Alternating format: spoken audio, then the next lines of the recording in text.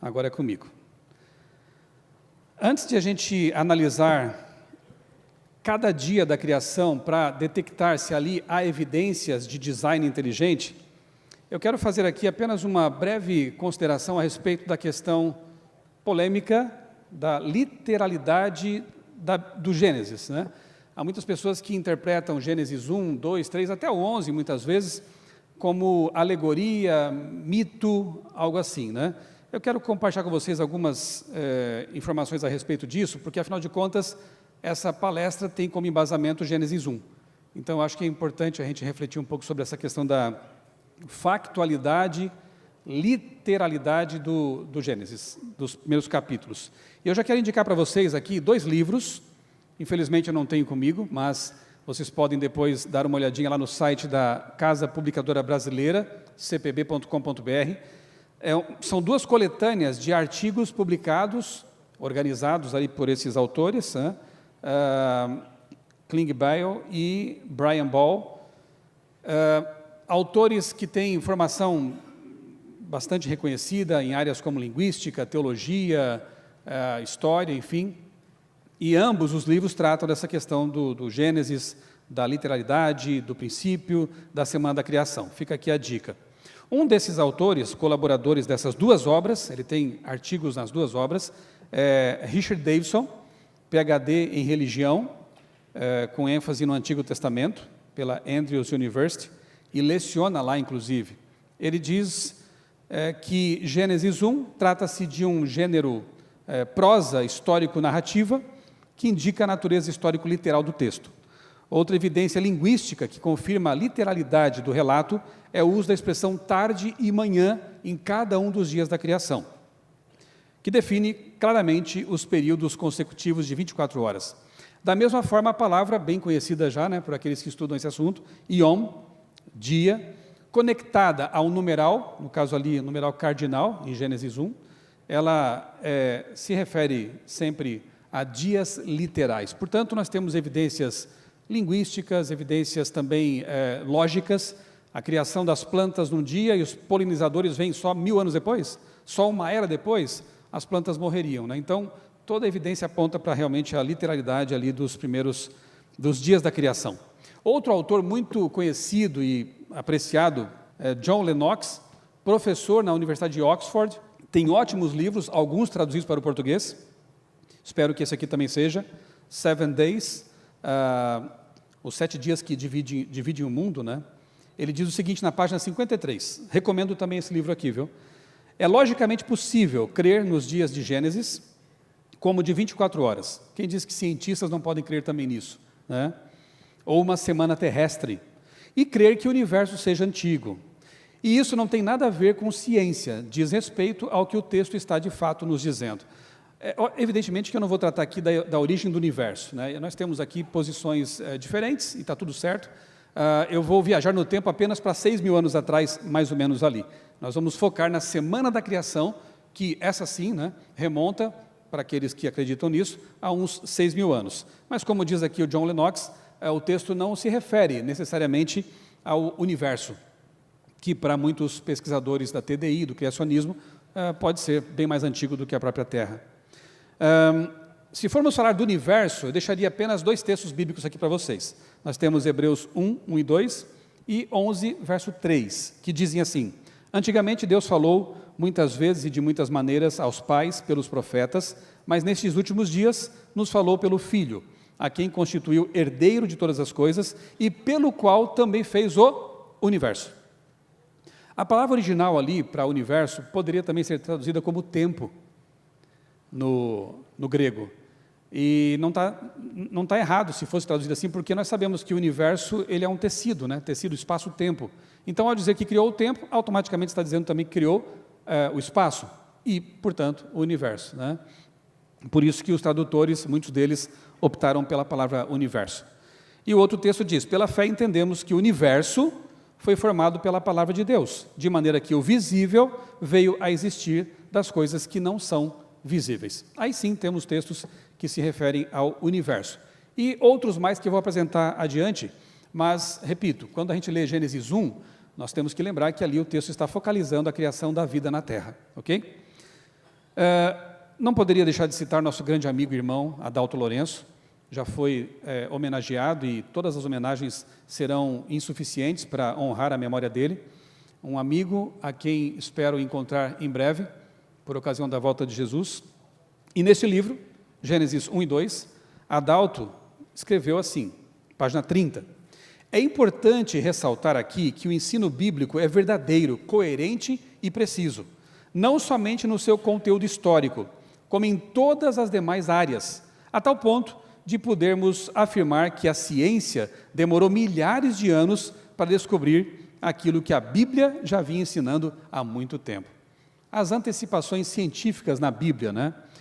Na mesma página, Adalto escreveu assim, um exemplo foi o estudo feito pelo médico David Match, publicado pela Johns Hopkins University, a Escola de Medicina da Johns Hopkins, que constatou que todos os animais descritos em Levítico 11 e Deuteronômio 14, como sendo impuros, ou seja, não deveriam ser usados como alimento, como é o caso do porco, frutos do mar, enfim, foram considerados, por essa pesquisa, como tóxicos para a saúde humana.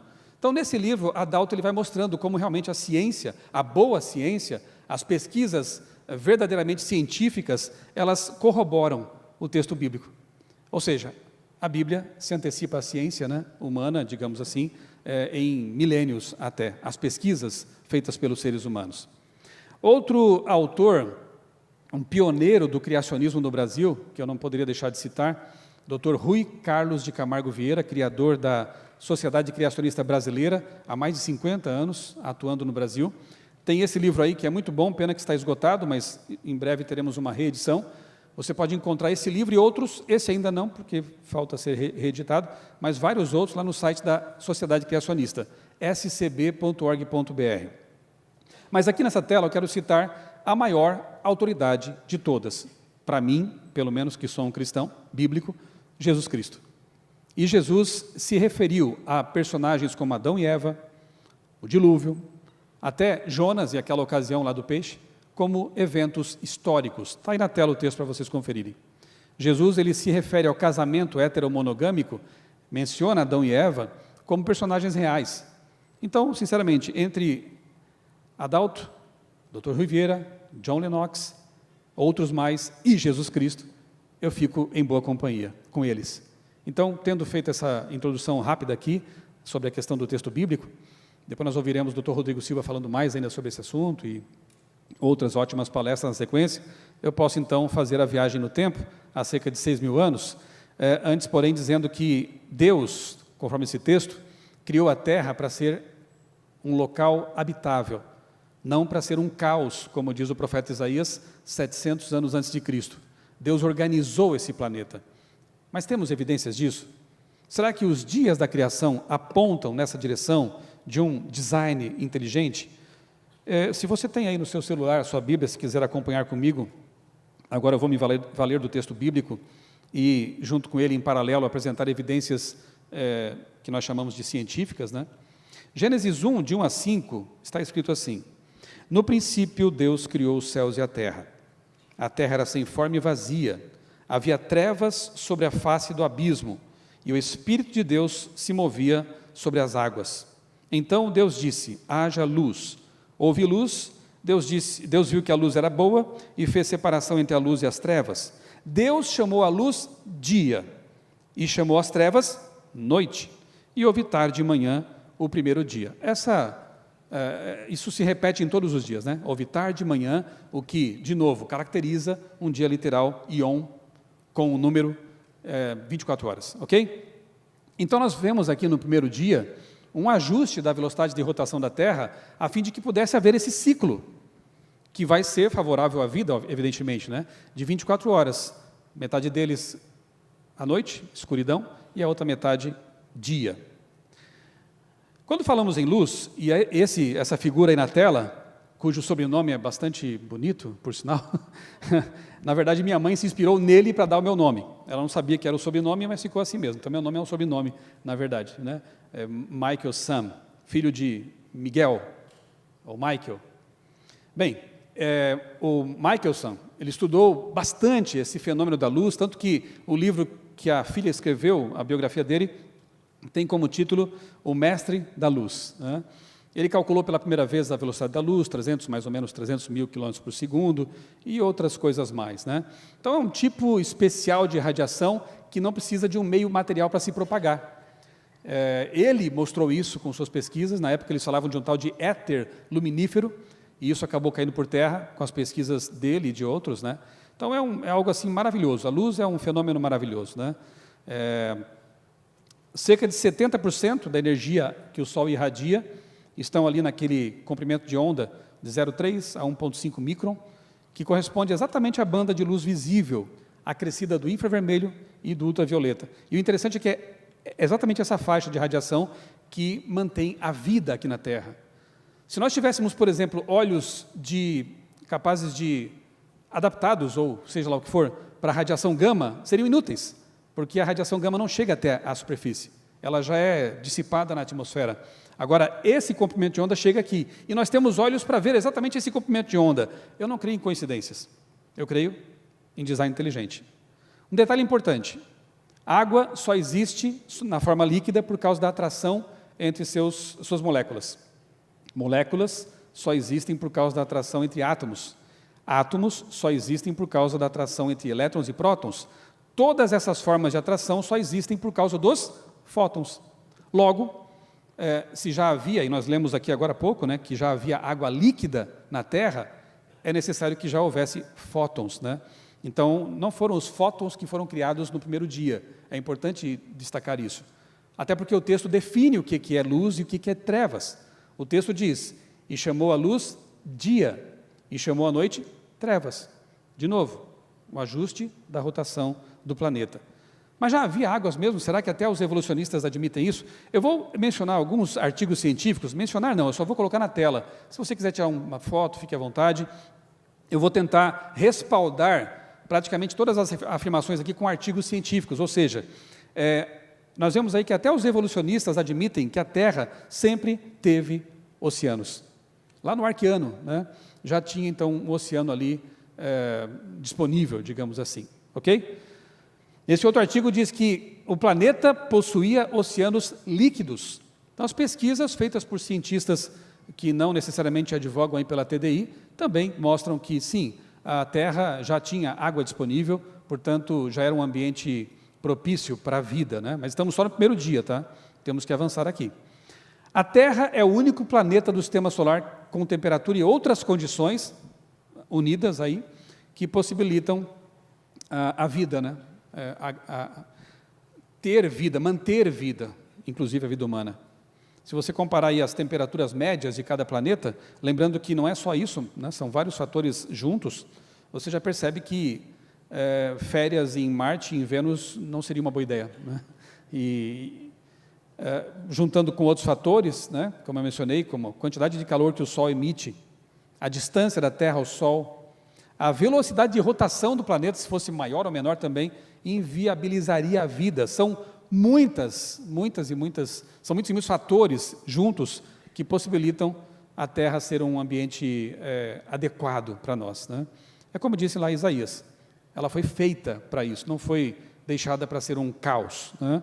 Nós temos também o campo magnético, agradeço ao designer por isso, porque o campo magnético nos protege de radiações letais provenientes do Sol. No máximo a gente vê alguns espetáculos como a aurora boreal e austral. Fora isso, estamos aqui bem protegidos. Campo magnético, que coisa fantástica. Temos que correr, a semana avança. Segundo dia, Gênesis 1, 6 a 8 agora. Se quiser acessar a sua Bíblia aí, diz assim o texto: e Deus disse, haja um firmamento. A palavra hebraica aqui, só um pequeno parênteses, é raquia, que possivelmente seria melhor traduzida como expansão, ou até atmosfera. Firmamento vem da tradução da Vulgata Latina. Jerônimo colocou firmamentum e acabou vindo para o português também essa palavra. E acaba criando algumas confusões aí, especialmente na cabeça de alguns dos amigos terraplanistas, né? Então, haja uma expansão, haja aí uma atmosfera no meio das águas, separação entre águas e águas, as águas aí em suspensão, né? As nuvens, vapor, e as águas, obviamente, que abaixo aí, rios, mares, lagos. E Deus fez o firmamento, ou a expansão, e a separação entre águas debaixo do firmamento, da expansão, e as águas acima da expansão, e assim aconteceu. Deus chamou o firmamento, ou expansão, de céus, houve tarde e manhã, o segundo dia. Então, nós vemos aí um ajuste das condições atmosféricas para tornar viável o ciclo da água no planeta, né? Se a gente comparar com os nossos vizinhos aqui do sistema solar, Saturno, por exemplo, ou Júpiter, eles têm um campo gravitacional tão intenso que acumula ali muito hidrogênio, muito hélio, e realmente torna ali a atmosfera irrespirável, né? Não dá para habitar, no máximo você pode contemplar a beleza deles. Planetas gasosos. Já Mercúrio tem um campo gravitacional tão pequeno que não consegue, tão pouco intenso, que não consegue praticamente reter, né, moléculas de gases, então não tem atmosfera. Então esqueça. Vamos comparar de novo? Olha ali a composição atmosférica de cada um dos planetas mais próximos, então. Deixa Saturno para lá, porque é muito diferente, Mercúrio também. Vamos pegar aqui os vizinhos, que dizem ser mais próximos, né? Olha só, um traço de CO2, que, no entanto, é muito importante, já veremos isso. Bastante nitrogênio, um gás neutro, isolante, seguro, e 21% de oxigênio. Olha só, Marte e Vênus, praticamente a mesma composição, né? Você tem ali 90 e tantos % de CO2. Esquece suas férias em Marte. Não é uma boa ideia, né? Acho que tem que clicar de novo lá no teclado para mim, um cliquezinho, aí avança, pronto. Então, na Terra sempre houve oxigênio suficiente para a manutenção da vida. Ah, mas aquele experimento de Urey Miller, não era uma atmosfera diferente? Olha que interessante. Pesquisas mais recentes, né? Você tem aí da revista Geology, oxigênio detectado, perceptível, investigado no pré-cambriano. Ou seja, a Terra sempre teve oxigênio, né? Sempre foi um ambiente preparado para conter vida. Estão fotografando aí os artigos, né? Não vou poder esperar muito tempo aqui. CO2, em menor quantidade, limitaria o crescimento das plantas. E maior, acabaria também trazendo problemas para nós. Aquele traço de 0 a 0 alguma coisa, ele é o suficiente para que haja o ciclo do carbono, para que a vida vegetal possa existir, por consequência nós também, né? Então tudo foi milimetricamente planejado. Vamos ao terceiro dia. Aí nós temos aqui versos 9 e 10, que dizem: disse Deus, ajuntem-se as águas debaixo dos céus, num só lugar, e apareça a porção seca. E assim aconteceu. Deus chamou a porção seca terra, e ao ajuntamento de águas chamou mares. E Deus viu que isso era bom. Veja, o que acontece aqui no terceiro dia? Está ali já o resumo, né? Aparecimento da terra, não é planeta terra. Ali a palavra hebraica é eretz, quer dizer o local onde a gente pisa mesmo, né? A terra, apareça a terra. E houve a criação também das plantas, como veremos daqui a pouquinho. A Terra é um planeta que possui água suficiente para sustentar a diversidade de vida que nós temos por aqui. Você sabe que a água, né, essa substância fabulosa, incrível, ele é um ótimo solvente, transporta nutrientes no corpo, ajuda a regular a temperatura do planeta, as correntes oceânicas, né? Realmente seria inviável a vida sem essa quantidade de água. E tem aquele comportamento interessante, né, das pontes de hidrogênio, né? O pessoal da química aí se maravilha quando estuda isso, né? A água congela na superfície e mantém a vida perfeitamente viável ali abaixo, nos lagos congelados, né? Então, esse comportamento anômalo e, no entanto, tremendamente inteligente da água, que quando chega a 0 grau, em lugar de se contrair mais, ela expande, né? E de modo que ela, sólida, é mais leve do que ela, líquida. Algo totalmente estranho, no entanto, inteligente, né? Então, nós temos aqui nos versos 11 a 13, não vou ler aqui, porque o tempo corre, mas nós vemos aqui a criação das plantas, a criação do alimento originalmente projetado para os seres vivos, né? Frutas e sementes, os cereais, e podemos falar muita coisa sobre isso, mas não dá para falar muita coisa aqui agora, né? Eu fico só com um detalhe, a fotossíntese. Eu conversava um tempo com uma grande amiga, alguns aqui a conhecem, né? A doutora Keila Garcia, é doutora em botânica, leciona numa universidade federal, lá em Minas Gerais, e ela me disse o seguinte, que a fotossíntese, que significa literalmente síntese utilizando a luz, é o único processo de importância biológica que pode coletar e processar a energia solar para sustentar a vida animal. É um processo complexo, estudado há 250 anos, sem, entretanto, ter sido completamente elucidado. 250 anos, cientistas se debruçam sobre o processo e ainda não entendem muito bem como é que funciona tudo isso. Vocês já devem ter estudado sobre isso, né? O fato de as plantas absorverem energia solar, tem ali os fotorreceptores, né? E eu perguntei para a doutora Keila, mas se houvesse uma sobrecarga, as plantas não têm como fugir se tiver muito sol, incidência, né, de raios solares muito intensa, ela não tem pernas para fugir. Interessante, né? Ela me explicou que as plantas têm válvulas, né, que funcionam para fazer com que haja um escape de radiação excedente. Se isso não é, como diz o título do nosso amigo Marx, né, Eberlin, antevidência, eu não sei o que mais pode ser, né? Já há um mecanismo previsto para algum tipo de contingência, né, de problema que poderia haver no mundo, especialmente no mundo pós-pecado. Então, repara o DNA, né? Sistema de defesa, antevidência, algo realmente fabuloso. Temos que avançar aqui, nós temos ainda alguns dias pela frente, chegamos ao quarto e polêmico dia. Esse dia geralmente traz algumas questões também aí subjacentes, né? Gênesis 1, vamos ler esse aqui na Bíblia. Gênesis 1, 14 a 19.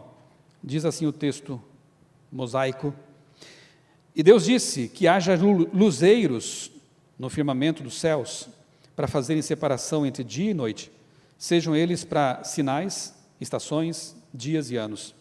E sirvam de luzeiros no firmamento dos céus para iluminar a terra. E assim aconteceu. Deus fez os 2 grandes luzeiros, ou luminares, em outras traduções, o maior para governar o dia e o menor para governar a noite. E fez também as estrelas.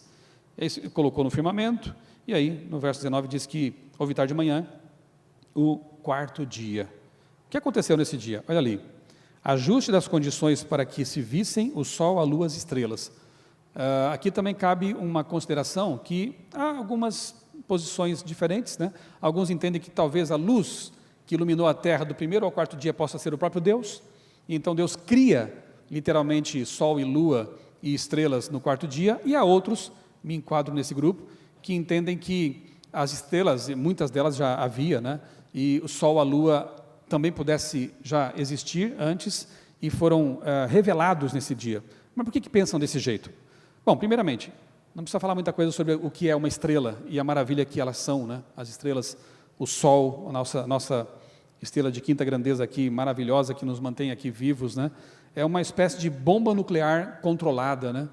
Você tem ali um equilíbrio entre a gravidade, que segura toda aquela massa, né, aquela matéria, mas também tem reações internas que tendem a explodir aquilo, mas não há, né, uma explosão, a não ser nas supernovas, né, você tem um equilíbrio ali dinâmico interessante. São motores da vida, são forjas cósmicas, né, algo maravilhoso. Bem, vamos à questão do texto, né?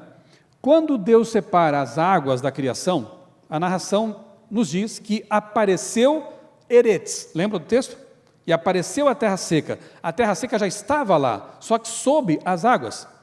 Então, o verbo usado por Moisés ali, ele mostra que realmente não foi um bará, não foi uma criação naquele momento da terra, ela já estava ali, ela veio à tona, ela aparece. E aqui nós não temos de novo o verbo bará, nós temos o verbo azá. E a mesma estrutura ali do texto mostra que, na verdade, esses luminários foram revelados, talvez porque a atmosfera fosse ainda um tanto densa, enfim. O fato é que no texto original, olha só na tela ali, ó, nós temos assim, e lá em cima, né, em vermelho, tá? Em inglês, nós temos ali o texto hebraico, nós temos uma versão transliterada e temos ali o inglês para nos ajudar, né? Literal, fica assim. E Deus fez duas luzes, ou 2 luminares, a luminária grande, o luminar grande, para governar o dia, aqui embaixo, e a luz ou luminária menor para governar a noite e as estrelas. No original não tem esse texto assim como, e fez também as estrelas. Algumas traduções até são mais precisas e colocam isso entre colchetes, né? O texto simples é assim: Deus criou o luminar maior para governar o dia e o luminar menor, lua, para governar a noite e as estrelas. Porque da perspectiva de alguém aqui na terra, no caso Moisés, olhando para o céu, o que se vê? Pontinhos pequenos e 2 grandes luminares, sol e lua. E a lua, de fato, governa a noite, né? Ela é mais luminosa, tem uma grandeza, uma magnitude maior do que as estrelas, por causa da distância, a gente sabe muito bem o porquê, né? Então o texto ele é simples, ele é da perspectiva de alguém postado aqui na terra, do narrador, né, inspirado ali Moisés, e é assim que ele traz, né, a informação para a gente. E nós temos, então, uma tradução alternativa, feita lá pelo Dr. Richard Davidson, naquele livro, ele falou e tudo se fez, que seria assim, que os luzeiros do firmamento, ou a expansão, dos céus, sejam para fazer separação entre o dia e a noite. E aí nós temos dois textos interessantes, em Jó capítulo 38, 4 e 7, e Provérbios 8, 26, que, novamente, se refere agora, esse sim, à criação do universo. Olha que interessante, lá em Jó 38 diz assim, onde você estava quando eu, é Deus falando com Jó, quando eu lancei os fundamentos da terra, quando as estrelas da alva juntas alegremente cantavam e todos os filhos de Deus gritavam de alegria, onde você estava, Jó? Há textos que mostram para a gente que estrelas, elas representam, em alguns casos, anjos, né? Lá no Apocalipse, por exemplo, 12, né? Estrelas foram lançadas à terra, são anjos caídos. Então você tem ali anjos e filhos de Deus gritando de alegria quando Deus estava criando a terra. Não é curioso isso? Não sugere uma criação anterior, né? Enfim, fica aí para pensar. E Provérbios 8, 26 fala de um processo. Deus ainda não tinha feito a terra, nem os seus campos, nem sequer um princípio do pó do mundo. Parece uma engenharia reversa, né? Deus modelando, criando, aí ele olha para trás e diz, nem isso, e tampouco aquilo. Tá? Fica aqui para a nossa consideração. Vamos para bom, ainda temos uns detalhes interessantes, a Lua, né? Não desprezemos a Lua, ela é importantíssima, ela tem um tamanho adequado, a distância suficiente para controlar as marés e servir de contrapeso, regulando o giro e a inclinação da Terra. Mas não caiam nessa de que a Lua faz crescer cabelo, eu já percebi que não mesmo. Pode cortar na Lua minguante, na Lua crescente, né? O teu cabelo não tem massa suficiente para ser afetado assim pela gravidade da Lua, mas as marés, as massas de água tem, né? Então a Lua é muito importante. Que bom que o designer pensou nisso também. Adiante, quinto dia. Criação dos seres aquáticos e dos seres alados, né? Gênesis 1, 20 a 23. Você pode ler depois na sua Bíblia também, né? Eu vou tentar acelerar um pouquinho aqui. E a propósito eu coloquei a ave que eu mais admiro, as araras, mas também coloquei ali um pterossauro, né? Eles também voavam, né? Embora fossem répteis, eram alados, e Deus criou todos os seres alados e aquáticos nesse dia. Só que tem umas histórias aí que contam que não é bem assim, né? Lembre-se de quem você é. Será que as galinhas, os pardais, os canarinhos são descendentes de dinossauros?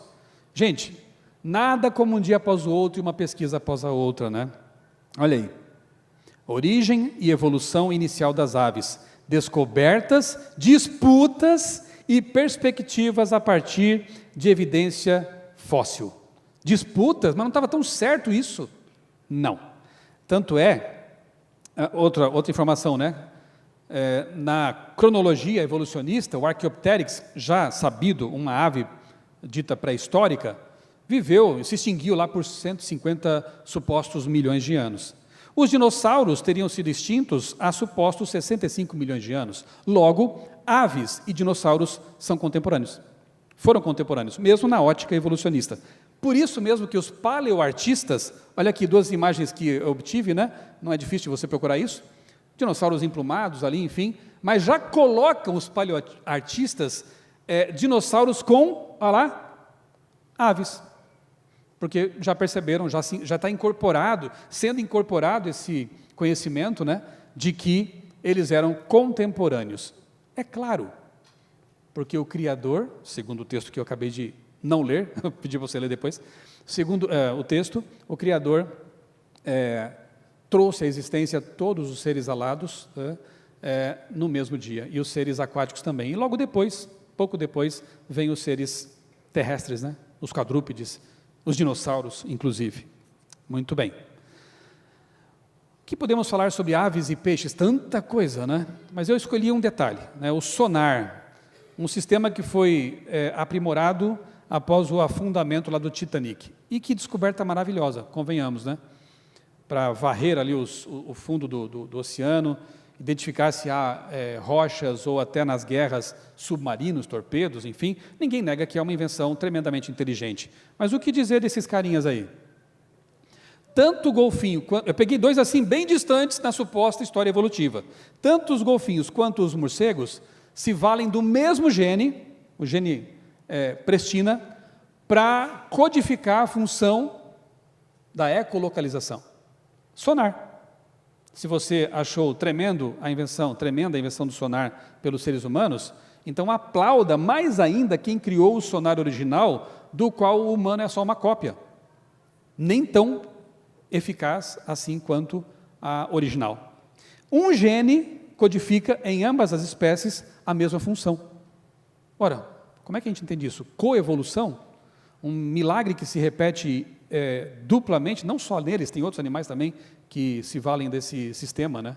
Então, eu mais uma vez vejo aqui evidência de design. E aí está um artigo interessante, foto nele e depois você pesquisa, tá? De Navid Bavi, talvez, estrutura da prestina. Está aí uma análise acadêmica, científica, desse gene tremendo chamado prestina, que possibilita a ecolocalização. Sexto dia. Aí sim, chegamos na cereja do bolo, né? Versos 24 a 31, você pode ler depois também. Aqui os animais são criados, e quando Deus cria o homem e a mulher, Ele diz pela primeira vez, muito bom, muito bom. Porque todo esse ambiente, todo esse lar, é tipo, eu tenho 3 filhos, né? Minha esposa, inclusive, está aqui, a Débora, dá um tchauzinho ali, Débora.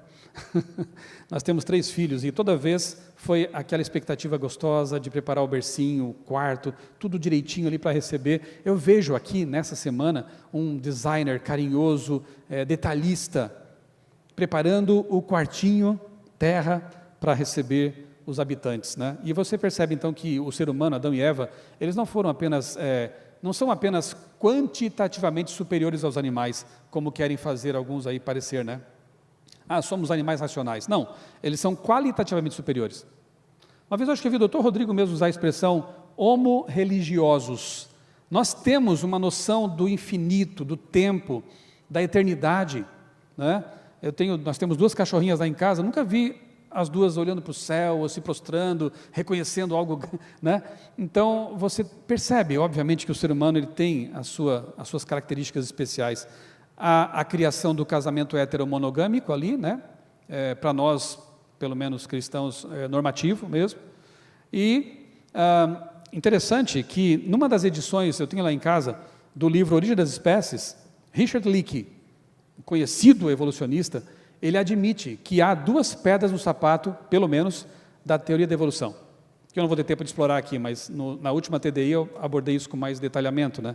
A explosão cambriana e a origem do sexo. Explosão cambriana por quê? Você já sabe, você percebe que a vida, ela explode já complexa desde o cambriano, lá na base da coluna geológica.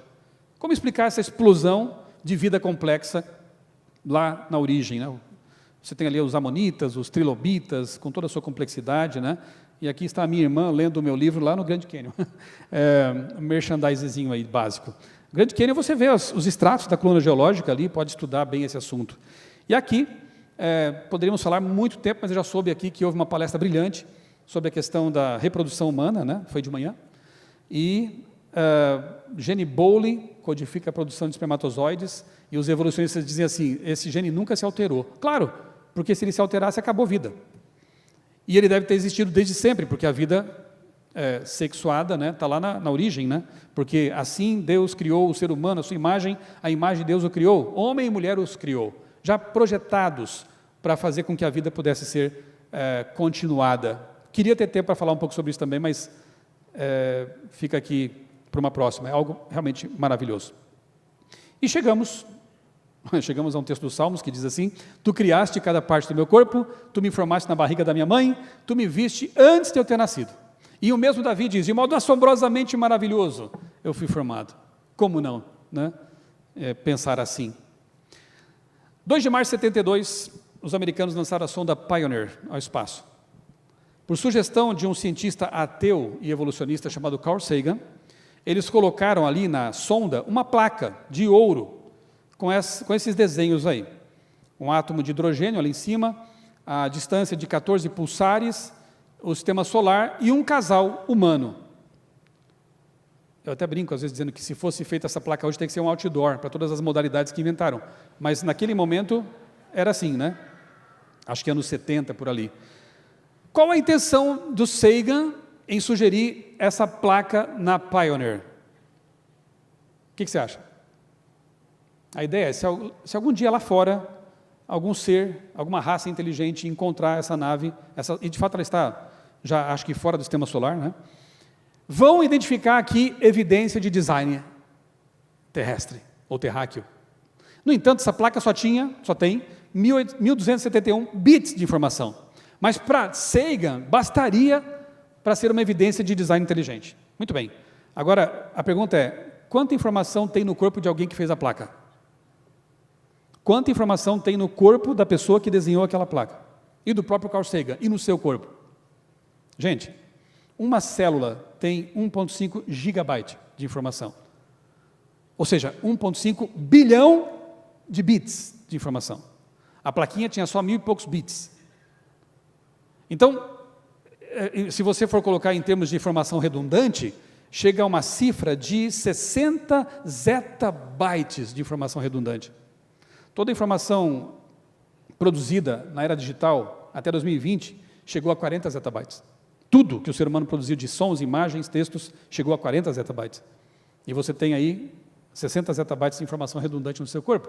Aí a questão é, por que contemplando o corpo, o ser que fez a placa, muitos não concordam, não pensam que aquilo é evidência de design, o DNA e tudo que envolve a célula, mas olhando essa plaquinha de 1.200, não, aqui foi feito por alguém.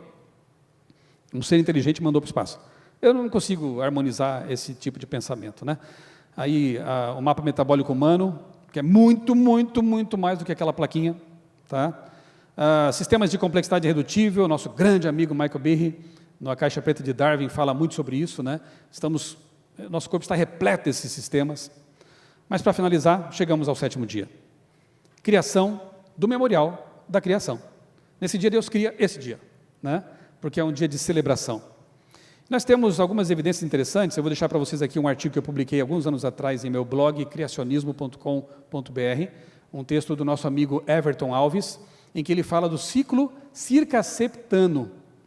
Conhecem-se vários ciclos, né, circadiano, esse aqui é uma descoberta mais ou menos recente, ciclos de 7 para a vida. Isso aqui é muito interessante. Eu vou deixar que o próprio Everton conclua com as seguintes palavras. Quanto mais fundo se investiga o funcionamento interno da vida, uma ainda mais complexa, intrincada e maravilhosa exibição de projeto começa a aparecer. O designer não apenas deixou suas impressões digitais em tudo o que ele projetou, como também deixou seu cartão de visitas contido nas células vivas, dizendo aos seres humanos o momento em que ele projetou a vida, em uma semana de 7 dias. Foi quando ele encerrou o relógio da vida e o definiu, assinalando em cada uma de suas formas um ritmo de 7 dias. É o ritmo do projeto ideal, uma sincronia para viver e funcionar como planejado. E aí nós temos um artigo, foto nele, lá na revista, né, uma revista de biologia sobre o ritmo, né, cronobiologia internacional. Aí está, o ritmo do 7º dia. Fotografe, depois pesquise sobre isso, é algo bem interessante, né? É a questão do ciclo circaseptano. Fica a dica. E aqui, Êxodo 28-11, Apocalipse 14, 6 e 7, que dizem assim, um texto do Antigo Testamento e outro, obviamente, do Novo Testamento. Lembre-se do dia do sábado para o santificar. Lembra que a gente concordou que Gênesis, os primeiros capítulos, ali são textos literais históricos? Esse texto aqui se refere àquele texto literal histórico. 6 dias você trabalhará e fará toda a sua obra, mas o 7º dia é o sábado dedicado ao Senhor seu Deus. E aí, continua dizendo, né, que não se envolva em trabalhos rotineiros, costumeiros, enfim. Por quê? Está grifado. Porque em 6 dias o Senhor fez os céus e a terra, o mar e tudo que neles há. E ao 7º dia o próprio Criador pausou, né, descansou. Por isso o Senhor abençoou o dia de sábado e o santificou. Então, não faria sentido algum, e eu sei que alguém já comentou isso aqui, né? Esse mandamento, se não houvesse uma criação literal em 7 dias, em 6 dias literais de 24 horas, porque o mandamento é diretamente vinculado à criação literal, em Gênesis 1.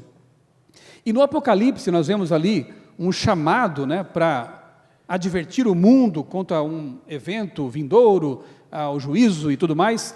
E a linguagem é interessante, porque João, ele parece fazer um copy-paste de Êxodo 28 a 11.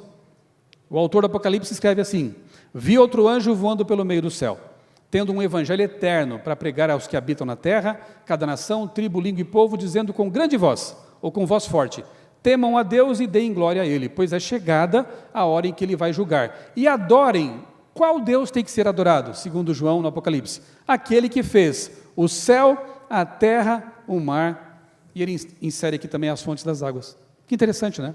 Ou seja, um chamado final para a adoração ao Deus Criador, que para nós é o Deus verdadeiro. Aquele que criou os céus, a terra, o mar, e fontes das águas, uma referência também ao dilúvio, né? Bastante interessante isso aí. Muito bem, eu encerro lendo aqui no último minuto que eu tenho, Romanos. Eu vou agora me valer das palavras do grande apóstolo, filósofo, intelectual e evangelista Paulo, quando ele fala de design inteligente numa de suas cartas. Olha que interessante, né? Design inteligente puro aqui. Ele diz assim: pois o que se pode conhecer a respeito de Deus é manifesto entre eles, porque Deus lhes manifestou. Porque os atributos invisíveis de Deus, isto é, seu eterno poder e sua divindade, claramente se reconhecem desde a criação do mundo, sendo percebidos por meio das coisas que Deus fez. E diz mais: por isso os seres humanos são indesculpáveis. Quem é indesculpável? Aquele que olha para a informação e acha que não há uma fonte informante. Quem é indesculpável? Aquele que olha para um código e não vê um codificador. Aquele que olha para uma digital e não entende que aquela digital foi impressa por um dedo, o dedo do Criador. Muito obrigado.